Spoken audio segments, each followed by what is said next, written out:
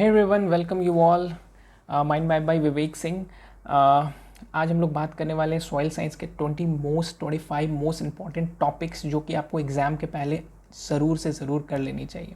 ठीक है, ये जो टॉपिक्स मैंने डिस्कवर किए हैं, ये जो मैंने टॉपिक सेलेक्ट किए हैं, ये पिछले 8 से 10 साल जितने क्वेश्चंस आए हैं, ठीक है, उस बेसिस पे है। और आपको पता चलेगा कि यही जो इंपॉर्टेंट टॉपिक्स हैं, इसी से क्वेश्चंस हर साल आ रहे हैं। ठीक है, तो it's not very hard and fast rule ये इन चीज़ों को बनाना, पर क्या होता है कि थोड़ा सा अगर आप 3-4 घंटे अगर आप टाइम दोगे, पूरी चीज़ों को ग्रास्प करोगे, पूरी चीज़ों को कवर करोगे, देखोगे कि कहाँ से क्वेश्चंस आ रहा है, तो आपको समझ आ जाएगा कि हाँ भैया क्वेश्चंस इधर ही से आ रहा है। तो लेट्स स्टार्ट आज का सेशन। आज का सेशन सॉइल साइंस पे है। सॉइल साइंस पे हम लोग देखेंगे कि 25 मोस्ट इंपॉर्टेंट टॉपिक्स जो कि एग्जाम में आ सकते हैं और बहुत इंपॉर्टेंट है, उसको देखते हैं। चलिए लेट्स गेट स्टार्टेड। तो सबसे पहला सबसे इम्पॉर्टेंट टॉपिक जो कि मेरे ख्याल से आप सभी को पता होगा, वो है सॉइल प्रोफाइल। ठीक है, सॉइल प्रोफाइल में आप देखोगे कि सोलम क्या है, रेगोलिथ क्या है, ठीक है, ओ जोन क्या है, ए जोन क्या है, बी जोन क्या है, सी हॉराइजन, आर हॉराइजन, ठीक है, जोन ऑफ इल्लोवेशन, जोन ऑफ इल्लोवेशन। देखिए ये क्वेश्चन आपको एफओ में आया हुआ है, ये क्वेश्चन आपको एफओ में आया हुआ है। इल्लुवेशन कौन किस जोन को बोलते हैं, ये पूछा है। इल्लुवेशन किस जोन को बोलते हैं, ये पूछा है। ठीक है, हॉराइजन्स के बारे में पूछते हैं। ये सब क्वेश्चन यहाँ से ना आपको इतना क्वेश्चन बनता है ना, एक पन्ने में आपको मिलेगा ये पूरा टॉपिक, और इससे आपको बहुत सारे क्वेश्चंस बनते हैं। ठीक है, रॉक्स के बारे में, मेजॉरिटी रॉक्स के बारे में आपको क्वेश्चन नहीं दिखेगा, पर 21 A4 में आपको रॉक्स के बारे में भी क्वेश्चंस दिखेगा कि इस एक रॉक का नाम बता दिए, जैसे सैंडस्टोन हुआ, लाइमस्टोन हुआ, और उसको बोलेंगे कि उसको वो कौन सा स्टोन है, ठीक है, वो कौन सा रॉक है, सेडिमेंट्री रॉक है, मेटामॉर्फिक रॉक है कि और या कौन सा रॉक है। ठीक है, तो ऐसे क्वेश्चंस हमेशा पूछे जा रहे हैं, तो रॉक्स भी बहुत इंपॉर्टेंट टॉपिक हो जाता है हमारे लिए। फिर हम लोग क्या देखेंगे, फिर हम लोग देखेंगे सॉइल स्ट्रक्चर। सॉइल स्ट्रक्चर में देखेंगे प्लैटी स्ट्रक्चर कैसा होता है, prismatic structure, blocky structure, spheroidal structure. हाँ, वो स्ट्रक्चर सॉइल्स के जो होते हैं उसको हम लोगों को पढ़ना है कि वो कैसे कैसे स्ट्रक्चर के होते हैं। देखिए आपको एग्जाम्स में क्या करेगा कि प्रिज्मेटिक स्ट्रक्चर का आपको पूरा डायग्राम बता देगा, पूरा आपको लिख के बता देगा कि हाँ भाई ऐसा ऐसा स्ट्रक्चर है, ऐसा ऐसा स्ट्रक्चर है, तो इस स्ट्रक्चर को हम लोग इस सॉइल के स्ट्रक्चर को क्या बोलते हैं, ऐसे करके। तो आपको इसका डीप नॉलेज होना बहुत ज़रूरी है, प्लैटी का, प्रिज्मेटिक का, ब्लॉकी का, स्पेरोडाइकल का।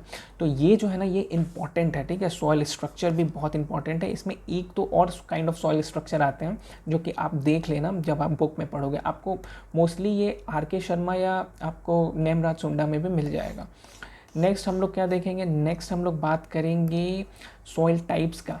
सॉइल टाइप्स 2022 में बहुत इम्पॉर्टेंट था और बहुत लोगों ने बहुत परेशान हुए थे लोग कि क्ले का कितना कंपोजिशन है, लोमी का कितना कंपोजिशन है, सैंडी सॉइल का कितना कंपोजिशन है। ठीक है, तो ये बहुत सिंपल सा क्वेश्चन है। ठीक है, मगर आप अगर नहीं पढ़ोगे, आपके दिमाग में नहीं रहेगा कि हाँ ये इंपॉर्टेंट है, तो ये बहुत लास्ट में टफ हो जाता है। आप 75 है कि 85 है, इसमें आप परेशान रह जाओगे और आपका क्वेश्चंस नहीं बनेगा या गलत हो जाएगा। तो सॉइल टाइप आपको देखना है, सैंडी का, लोम का, क्ले का। ठीक है, classification of soil particles on the basis of size, जैसे क्ले का साइज होता है मोर देन 0.002, ऐसा ऐसा। सैंड का भी एक साइज़ होता है, लोम का भी होता है। ठीक है, तो ये सब आपको क्लासिफिकेशन ऑफ सॉइल पार्टिकल्स में मिल जाएगा और ये भी बहुत इंपॉर्टेंट है। कुछ टर्म्स आपको देखने होंगे। ठीक है, हाइग्रोस्कोपिक वाटर किसको बोलते हैं, हाँ, आपको ग्रेविटेशनल वाटर किसको बोलते हैं, विल्टिंग पॉइंट क्या है, अवेलेबल वाटर क्या है, ये सब जो टर्म्स हैं ये भी बहुत इंपॉर्टेंट हो जाता है। नेक्स्ट हम लोग देखेंगे लॉ। देखिए ये लॉ जो है ना, अभी तक मैंने कहीं नहीं देखा कि पूछा है, पर मेरे हिसाब से इम्पॉर्टेंट है। ठीक है, तो ये जो मेरा है, मेरा पिक है। ठीक है, लॉज अभी नहीं पूछा कहीं भी एग्ज़ाम में, पर मुझे इंपॉर्टेंट लगता है, क्योंकि क्या है कि हर साल अब तो टॉपिक्स ख़त्म हो गए, हर एग्ज़ाम में जो पूछना था भैया उन्होंने पूछ दिया AFO में। ठीक है, तो अभी क्या है, अभी कुछ चीज़ें जो बची हुई हैं, ठीक है, उनमें ये सब चीज़ें, Darcy law, Fick's law, Fourier's law, ये कहाँ कहाँ यूज़ होता है और वो किस किस के लिए है, ये आपको जानना ज़रूरी है। हार्डली एकदम आप इंट्रोडक्टरी पार्ट इसका पढ़ना, ठीक है। डार्सी लॉ क्या होता है, ये कहाँ यूज़ होता है, फिक्स लॉ क्या होता है, ये आपको आर के शर्मा में दिख जाएगा, ठीक है। नेक्स्ट हम लोग देखेंगे सॉइल टाइप। सॉइल टाइप में आपको पता है बहुत इंपॉर्टेंट है सॉइल टाइप। एलुवियल सॉइल कैसा होता है, कंपोजिशन क्या है इसका, और नाम क्या है, रेगोलिथ किसको बोलते हैं, ठीक है, रेगुर सॉइल किसको बोलते हैं, मतलब ये सब इतने सारे टॉपिक्स, मतलब सॉइल टाइप्स में ना आपको 50 चीज़ें मिल जाएंगी, 50 सब टॉपिक्स मिल जाएंगे आपको पढ़ने के लिए, ठीक है। तो ये बहुत इंपॉर्टेंट हो जाता है। Alluvial soil, black soil, red क्यों है, रेड सॉइल का कंपोजिशन क्या क्या है, ब्लैक सॉइल का कंपोजिशन क्या क्या है, एलुवियल सॉइल का कंपोजिशन क्या क्या है, लैटराइट सॉइल कहाँ पाया जाता है, ठीक है। सबसे ये तो ठीक है। आपको 2020 में पता है क्या पूछा था कि जैसे लैटराइट सॉइल है, ये सबसे ज़्यादा किस स्टेट में पाया जाता है, ठीक है। तो आपको इस सॉइल टाइप स्टेट वाइज भी कर लेना है, ठीक है, स्टेट वाइज भी कर लेना है। मेरा जो ये है, आप डिस्क्रिप्शन बॉक्स में आपको मिल जाएगा क्या बोलते हैं, टेलीग्राम का लिंक, वहाँ भी आप देख लेना, वहाँ मैं डाल दूँगा स्टेट वाइज किस स्टेट में एलुवियल सॉइल किस स्टेट में है, ब्लैक सॉइल किस स्टेट में है सबसे ज़्यादा, रेड सॉइल किस स्टेट में है, फॉरेस्ट एंड माउंटेन सॉइल कहाँ पाया जाता है, एरिड सॉइल, ये भी क्वेश्चंस पूछ रहे हैं आजकल, ठीक है।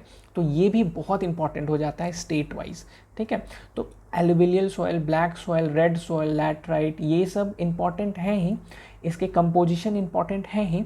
ये भी आपको पढ़ना है कि वो किस स्टेट में सबसे ज़्यादा है, स्टेट वाइज भी आपको इसका पढ़ाई कर लेना है, ठीक है।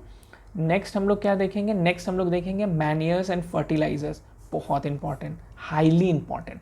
नाइट सॉइल किसको बोलते हैं, कंपोस्ट, ग्रीन मैन्योर, इसमें एक चीज़ और था, पोल्ट्री मैन्योर, हाँ, सबसे ज़्यादा क्या पाया जाता है, कौन सा न्यूट्रिएंट पाया जाता है, ये आपको 2017 में पूछा था, ठीक है। Vermi culture technology, green manures में क्या क्या होता है, नाइट सॉइल कैसा क्या होता है, ये सब आपको बहुत ज़रूरी है। फिर आपको nutrient content of manure, manure में कौन से न्यूट्रिएंट पाए जाते हैं सबसे ज़्यादा, जैसे नाइट्रोजन किस मैन्योर में पाया जाता है सबसे ज़्यादा, पोटेशियम किस न्यूट्रिएंट में पाया जाता है सबसे ज़्यादा, ठीक है, फॉस्फोरस कहाँ पाया जाता है, ये सब भी बहुत ज़रूरी है, न्यूट्रिएंट कंटेंट ऑफ मैन्योर। फिर हम लोग देखेंगे फर्टिलाइज़र क्लासिफिकेशन, स्ट्रेट फर्टिलाइज़र किसको बोलते हैं, हाँ, बाइनरी फर्टिलाइज़र किसको बोलते हैं, कॉम्प्लेक्स फर्टिलाइज़र किसको बोलते हैं, कंप्लीट फर्टिलाइज़र किसको बोलते हैं, बहुत बहुत बहुत ज़्यादा ज़रूरी। न्यूट्रिएंट कंटेंट मतलब ये ना 2017, 18, 20 हर जगह, 21 में भी इवन न्यूट्रिएंट कंटेंट पूछा था, उसके बाद 22 में तो मैंने नहीं देखा न्यूट्रिएंट कंटेंट का क्वेश्चन, ठीक है। Nutrient content of fertiliser highly important, मतलब एएफओ के जो वीडियोस मतलब जो क्वेश्चंस बनाते हैं ना, उनका मोस्ट इम्पॉर्टेंट टॉपिक मैं बोल सकता हूँ ये, ठीक है। फिर आपको देखो ये क्वेश्चन अभी तक नहीं पूछा है, ठीक है, ये मुझे बहुत इंपॉर्टेंट लगता है एएफओ के लिए, ठीक है। स्लो रिलीज फर्टिलाइज़र, यूएफ होता है, यूरिया फॉर्मएल्डिहाइड बोलते हैं इसको, ऑक्सामाइड बोलते हैं, सल्फर कोटेड यूरिया बोलते हैं, ये स्लो रिलीज फर्टिलाइजर्स है, ये भी बहुत इंपॉर्टेंट हो जाता है। अब हम लोग बात करते हैं प्लांट न्यूट्रिएंट्स की।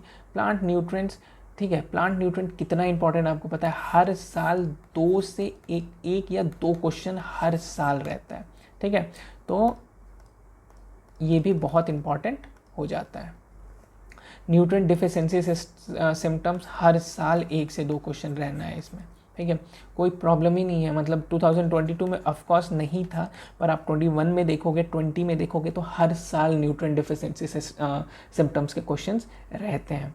न्यूट्रिएंट्स, प्लांट न्यूट्रिएंट में आप देखो कि प्रिंसिपल फॉर्म ऑफ अपटेक किसका क्या है, जैसे नाइट्रोजन का NH4+ और NO3- है, वैसे ही फास्फोरस का भी कुछ है, ठीक है, सोडियम का भी कुछ है, सबका अपना अपना प्रिंसिपल फॉर्म्स ऑफ अपटेक है, उन सब को आपको देख लेना है।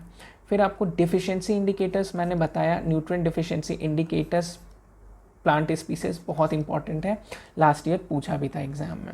प्रॉब्लमेटिक सॉइल बहुत ज़्यादा इंपॉर्टेंट है, एसिडिक सॉइल में क्या प्रॉब्लम्स है, और प्रॉब्लम्स है तो हम उसमें क्या डालेंगे, ये आपको हर साल आपको 2020 में 2017 में हर साल मिल जाएगा। सैलिन सॉइल कहाँ है, सबसे ज़्यादा ये स्टेट भी देख लेना, ठीक है, स्टेट कौन सा है, बेसिक सॉइल स्टेट कौन सा है, ठीक है, कौन से स्टेट में है, सैलाइन सॉइल कौन से स्टेट में है सबसे ज़्यादा, कितना ज़्यादा है, इसको ठीक करने के लिए हम लोग क्या डालते हैं, ये सब हम लोग को देखना है। कन्वर्जन फैक्टर 21 में आपको क्वेश्चन दिख जाएगा कन्वर्जन फैक्टर से, ठीक है, 21 में कन्वर्जन फैक्टर से क्वेश्चन था। मोस्ट इंपॉर्टेंट NPK है, ठीक है।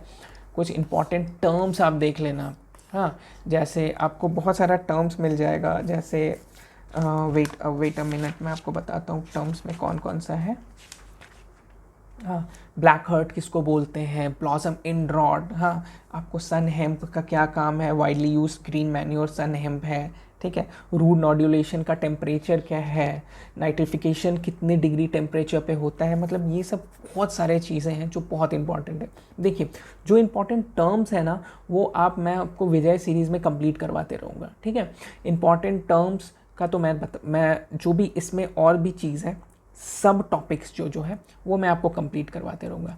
पर ये जो मेजर टॉपिक्स आपको दिख रहा है ना, ये आपको कंप्लीट करना होगा, और इसको करने के लिए आप एक जब नोट्स बना रहे होंगे ना, तो ये सब चीज़ें आप लिख लेना, जो मैंने लिखवाया है उसको आप लिख लेना, लिख के उसको धीरे धीरे कम से कम आपका लिखा रहेगा ना, तो आपके दिमाग में रहेगा कि हाँ, ये सब चीज़ें बहुत इंपॉर्टेंट है और हमको पढ़ना है। मैं ये चाहता हूँ कि जो मैंने टॉपिक्स आपको लिखवाए हैं वो टॉपिक्स मिस नहीं होना चाहिए, ठीक है। तो टॉपिक मिस नहीं कीजिए, आराम से पढ़ते रहिए, एग्ज़ाम्स निकलेगा, आप ही लोग होंगे जो टॉपर्स में आएंगे, ठीक है। 40-45 आप क्रॉस करोगे, क्योंकि मेन क्या है ना कि एक बुक को उठा के पूरा चार्ट जाना वो ज़रूरी जितना है, उससे भी ज़्यादा ज़रूरी है कि आपको मेजर टॉपिक्स पता होना चाहिए कि कौन से टॉपिक से क्वेश्चंस आ रहे हैं और आते रहेंगे, ठीक है। चलिए, थैंक यू सो मच।